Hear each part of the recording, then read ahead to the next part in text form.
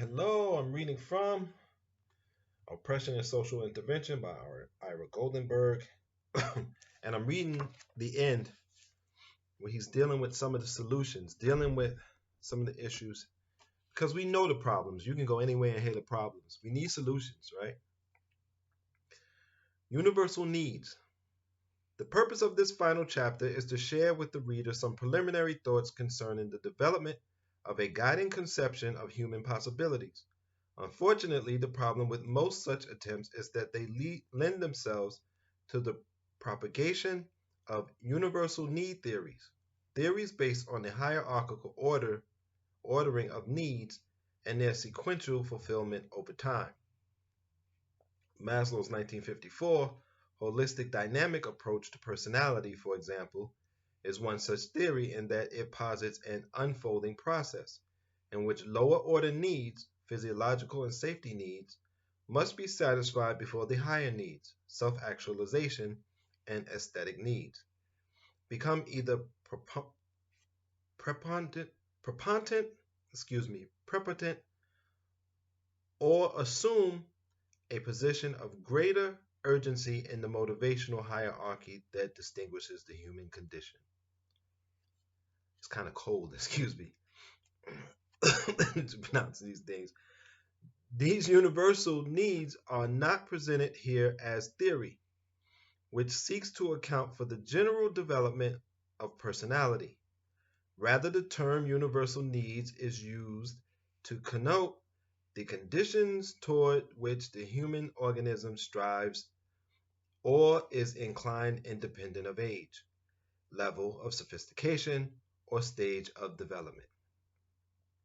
The unfolding process, therefore, is not defined as a sequential process whose beginning and end are tied to different drives or symbolized by qualitatively different kinds of satisfactions. Quite to the contrary, the human condition is its possibilities, and these possibilities, or universal needs, set humankind apart from all other forms of existence. And the experience of these possibilities is the essential and unchanging mandate of our mode of being in the world. Number one, the need for a sense of self. The first of the conditions toward which the human or organism strives is that the state of personal awareness or identity, often referred to as one's self-concept. From our perspective, we could call it the need for a viable sense of self. And by the term self, we're referring to the experience through which one comes to view one's being as separate and distinct from all others, while at the same time intimately related to a particular group of one's fellow beings. It is the sense of a unique and non-replicable personal identity and history, but one that is simultaneously bound up in a broader social awareness and racial and ethnic consciousness. In its final expression, it is the process through which one seeks answers to the questions: who am I? Where do I come from? And where will I finally rest? Very crucial questions. I'm not sure people ask those questions anymore. In a fundamental way, the need for a sense of self is oriented toward the reconstruction of one's past, toward the discovery of one's racial, sexual, and ethnic prehistory, and toward recapturing the roots of one's group heritage. It is certainly no accident, therefore, that most attempts to subjugate a people begin by trying to deny their collective sense of identity and historical relationship. The tattooing of numbers on the arms of the inmates in Buchenwald, Treblinka, and the rest of Hitler's death camps had less to do with the bureaucratic need for efficient bookkeeping than it did with the desire to obliterate a people's ethnic consciousness. In our country, the success of slavery as a social and economic institution was predicated on the destruction of the black person's cultural frame of reference and the sense of historical perspective that invariably accompanies it. When Malcolm Little became Malcolm X, he was terminating and denying his oppressors the right to continue to create his pseudo-identity.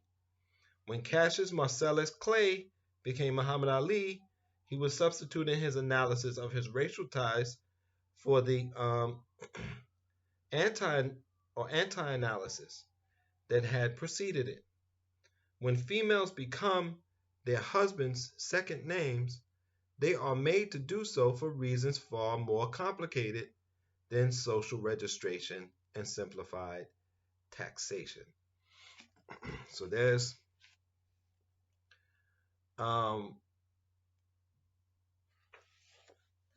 we're dealing with our sense of self. Who are we?